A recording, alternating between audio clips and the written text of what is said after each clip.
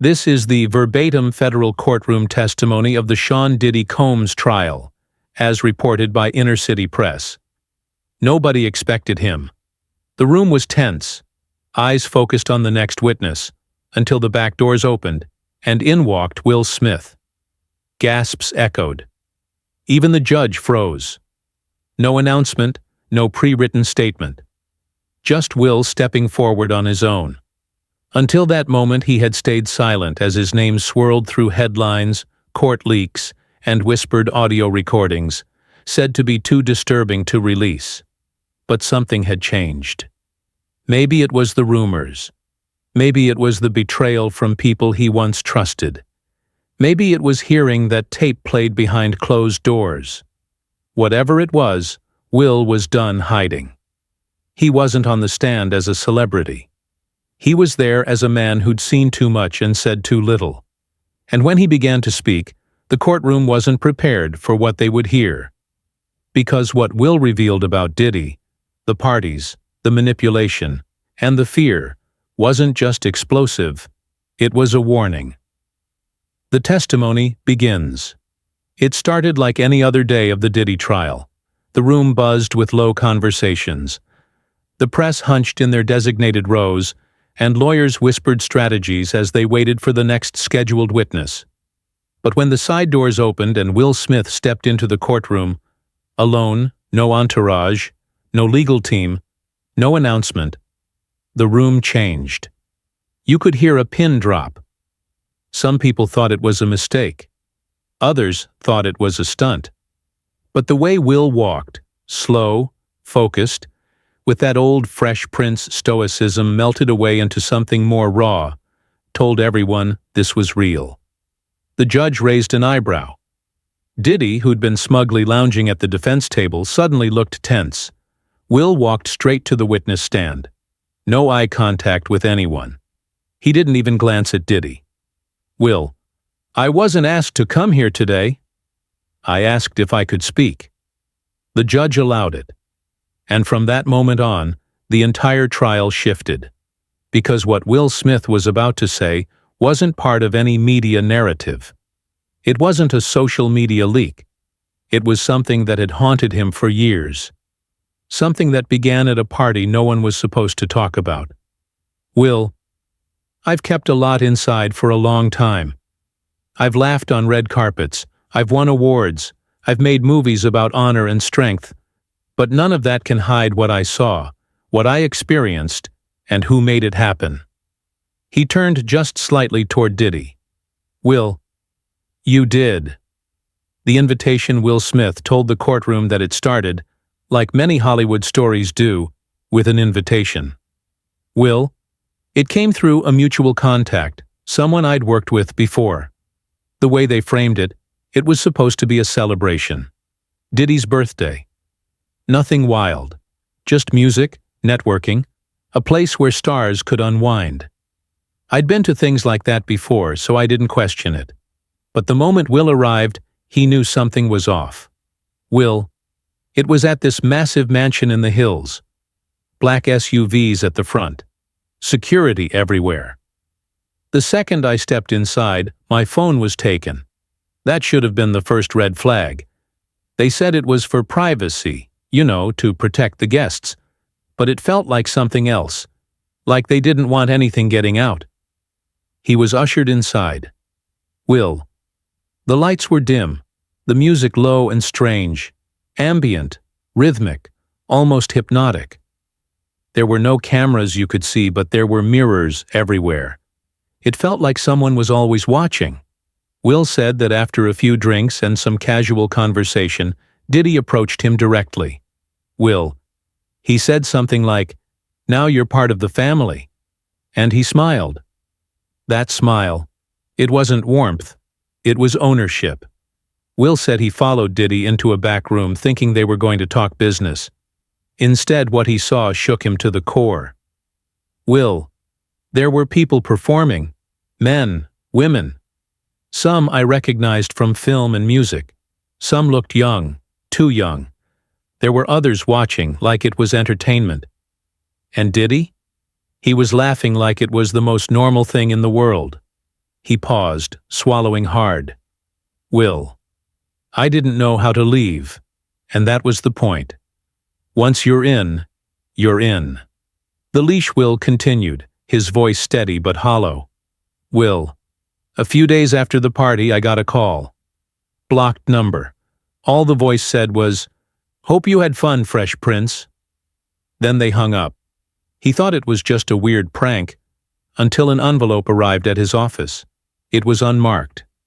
Inside was a flash drive. Will.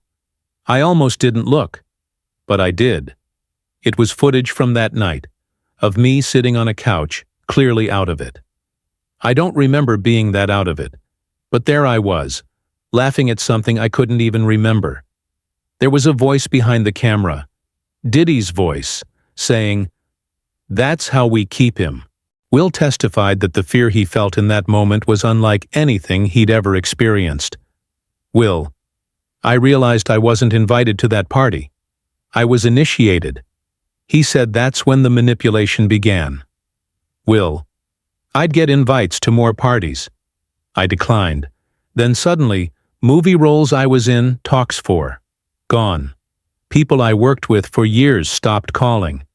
Rumors started online that I was gay, that I was unstable, that I was cheating. I knew what it was. It was pressure. Diddy didn't need to say it. He just made it clear that silence was the cost of peace. And so for years, Will said nothing. He smiled through interviews, brushed off rumors, focused on work. Will. But every time I saw a news story about someone else speaking out, Cassie, Don Richard, even Meek Mill's name being dragged into this, I thought, if they're speaking, why am I still quiet? He looked around the courtroom. Will. Diddy didn't just ruin people's careers. He made them fear telling the truth. And that, Will said, was what finally brought him to court. The system. Will paused, glanced at the jury, and leaned closer to the mic. Will. It wasn't just a video. That was the leash. He said from that moment on, everything he did felt like it had strings attached to it. Will. Calls would come through my agent. Invitations to events, meetings, projects. When I said no, things would shift behind the scenes. I'd say no to a Diddy event, and the next week I'd find out a greenlit project suddenly wasn't greenlit anymore. He said this didn't happen once or twice. It became a pattern. Will. Diddy didn't have to threaten people. He had systems that did it for him. PR people, bloggers, producers. He knew who to call. He knew how to make problems appear out of thin air, and how to make opportunities vanish just as fast. Will testified about one specific instance in 2013 when he had been lined up for a major international campaign with a top luxury brand. Will. We were in final negotiations. I'd already shot the first lookbook. Then, out of nowhere, they dropped me. I never got a reason. But 2 weeks later, I was invited to another Diddy event. When I declined again, the phone calls started. Gossip blogs posted stories about me. Oddly specific stuff only someone with access could have planted. He said it was psychological warfare. Will. You start to feel like you're crazy, like you're paranoid. But then you see it. The patterns, the punishments. You realize you're not imagining it. You're being boxed in. Will told the court he knew other celebrities going through similar things. Will. Some of them are sitting silent right now.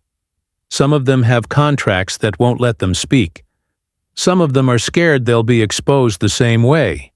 Then he turned toward Diddy and said plainly, Will, you didn't just collect people. You controlled them.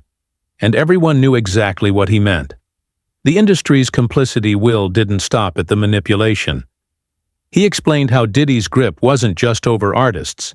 It stretched into Hollywood's entire foundation. Will, you couldn't walk onto a major stage without brushing shoulders with someone he helped put there.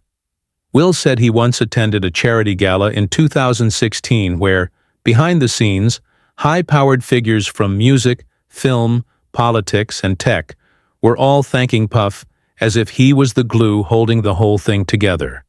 Will, I watched one executive from a streaming platform hand him a USB drive and whisper, "Only you have the final cut." Will didn't say what was on the drive, but he said it confirmed what he'd feared. Will. Diddy wasn't just networking, he was gatekeeping. He described moments where he saw other actors, rappers, and public figures behave oddly submissive around Diddy, laughing too hard, deferring to him in every conversation. Will.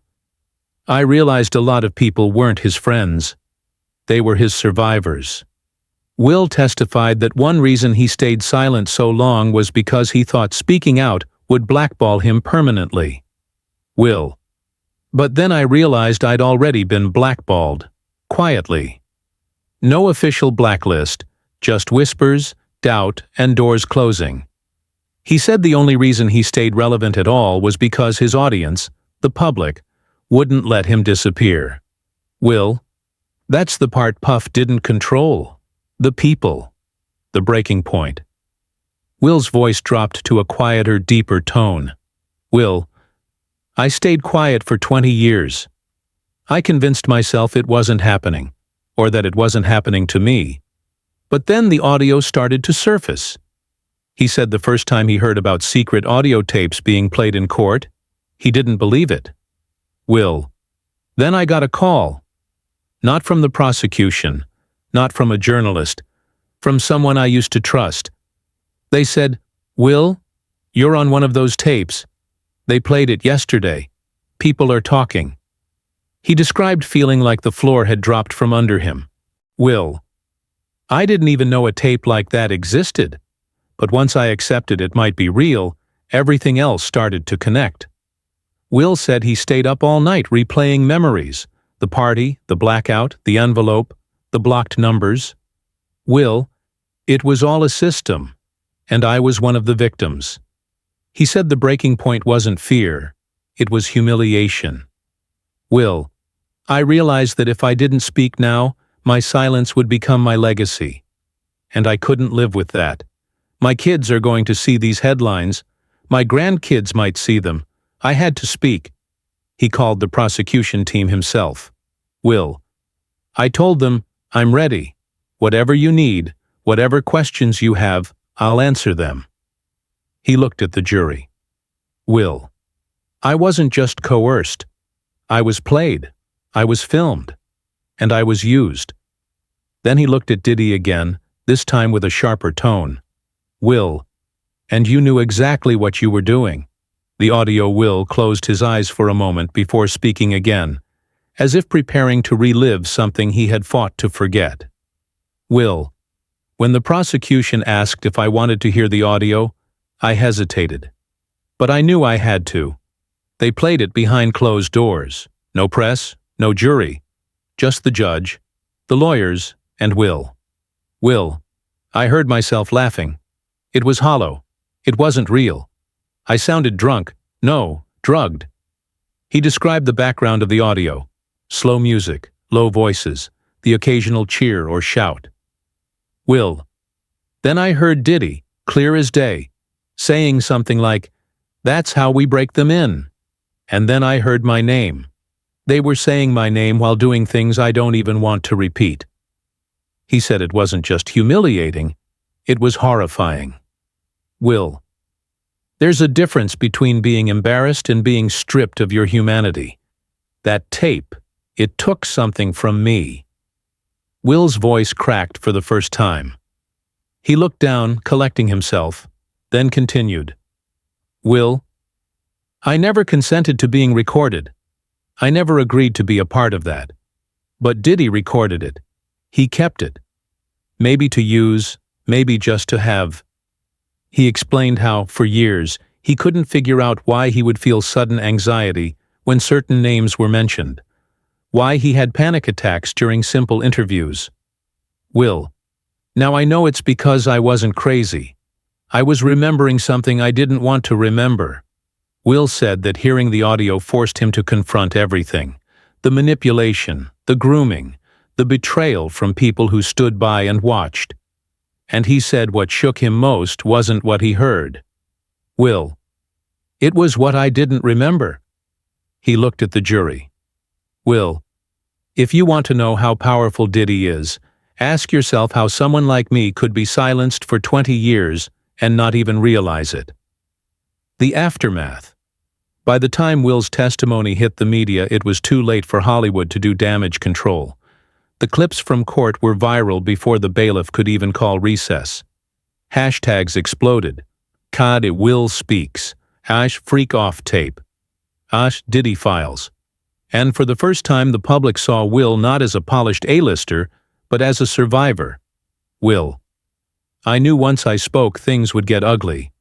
But I didn't know how fast." He recounted how within 24 hours of testifying, he lost 2 pending brand endorsements. Another studio halted promotion for a film he had already shot. But he said it didn't matter. Will: "Because I'd already lost something more valuable years ago. My voice." He said the calls started rolling in, quiet ones. Texts from actors, producers, even directors. Some of them thanking him, others warning him. Will: "One said, 'You don't know who you just declared war on.' Another said, 'You've made yourself radioactive.'" Will mentioned a few names without full detail, citing legal reasons, but nodded when the prosecution asked about people like Kevin Hart, Meek Mill, and Lucienne Grange. Will: "This isn't just a Diddy problem. It's an industry built on silence, and everyone's been trading in that currency." He also said he believed others had dirt on him. Will: "I know after this more footage might come out. They'll try to paint me as unstable, as broken. Let them. I'm not here to protect myself anymore. I'm here to protect the truth." He told the court he expected backlash, expected denials, and expected Diddy's legal team to claim he was making it all up. Will: "They'll say I'm bitter. They'll say I'm covering something. But I ask you this. If I was lying, why did I wait this long? Why now, when I have more to lose than ever?" He ended that part of the testimony with a line that silenced the room. Will: "Sometimes the truth comes late, but it still hits like thunder." The final confrontation. For his final statement, the judge allowed Will to speak directly to Diddy. He stood from the witness chair, walked a few feet closer, and looked him in the eye. Will: "You built an empire out of manipulation. You called it success. You called it culture. You called it love. But all you built was fear." Diddy didn't respond. He sat there motionless, his lawyer whispering in his ear. Will didn't blink. "Will, I saw what you did to those girls. I saw what you did to me. I heard the things you said about me when you thought I wasn't listening. You broke people for sport." Then Will pulled something from his pocket, an old photo. Will: "This was me in 2004, right before the first party. That's the man I used to be." He held it up to the court. Will: "I haven't seen him in years." He turned to the jury. Will: "If you think this is just about Cassie or me or one night in some mansion, you're not seeing the whole picture. This is about a network of power designed to silence truth. And if we don't tear it down, it will keep going." Then he faced Diddy one last time. Will: "You once said nobody parties like Diddy.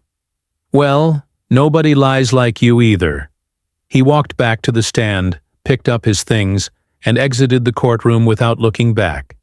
And Diddy? He sat there, pale, unblinking, his fingers shaking. Because for the first time in decades, he wasn't the one controlling the room. The fallout. When Will Smith stepped down from the witness stand, he didn't look like a man who had won anything. He looked like someone who had finally stopped running. The courtroom was still tense, almost unsure how to breathe again. Even the judge looked shaken. Some of the jurors had tears in their eyes. And Diddy, for the first time in the entire trial, looked like he had nothing left to say. Will didn't speak to the press when he exited. He didn't wave, didn't posture. He walked out the front of the courthouse with his head held high, but his shoulders carried the weight of 20 years of trauma. When asked later by reporters if he felt relieved, he reportedly responded, "Will, relief isn't the right word. It's just finished." But outside the courtroom, the world was only beginning to react. Hollywood went into a quiet panic. Executives canceled meetings, agencies paused deals. Directors and producers who had once celebrated Will Smith suddenly found their phones ringing with questions. The same people who once said, "He's family," were now issuing boilerplate statements of deep concern and commitment to truth. Behind closed doors, crisis teams were activated. PR firms sent internal memos urging clients to distance themselves publicly from any past associations with Mr. Combs.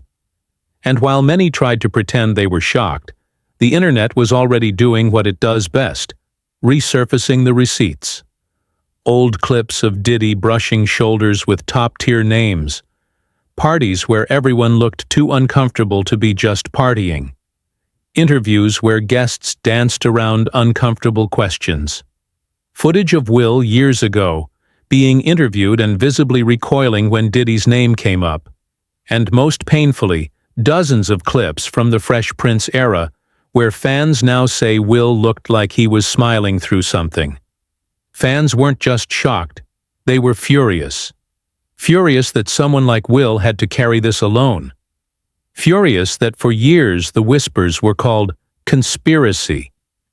And furious that the system had stayed quiet for so long. But Will didn't stay in hiding. The day after his testimony, he posted a single message online. A black and white photo of himself as a young actor in 1993, standing on a film set, smiling into the sun. The caption read, "He didn't know what was coming, but he made it through. I'm proud of him." No hashtags, no name drops, just that. The response was instant. Millions of shares. Tens of thousands of comments. Celebrities, activists, and everyday people thanking him for his courage. More than anything, survivors of abuse, men especially, flooded the post with their own confessions. "You gave us a voice," one wrote.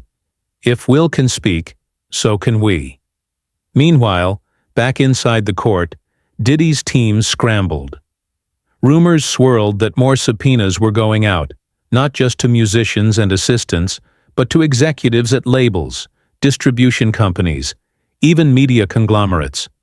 What Will's testimony had done wasn't just personal, it had cracked the dam. And now, the flood was coming. Whispers said more tapes existed, not just audio, but visual footage, some featuring other public figures. The court sealed these for now, but according to insiders, if any of them leaked, it would flip the industry upside down. And Will? He didn't return to work right away. He declined interviews. He canceled appearances. But he wasn't hiding. Insiders say he's been spending time with his kids, focused on rebuilding what matters. One friend told Variety anonymously, "He's healing now, for the first time in years. He's not pretending." Before court adjourned that day, the judge made a statement that caught even the media off guard. "Judge, what we heard today was not just testimony, it was a reckoning, and this court acknowledges the courage it took to deliver it." The final shot of the day wasn't of Diddy. It wasn't even Will. It was of the jury, sitting motionless, processing everything they'd just heard. And in that silence, one thing was clear. The era of silence was over.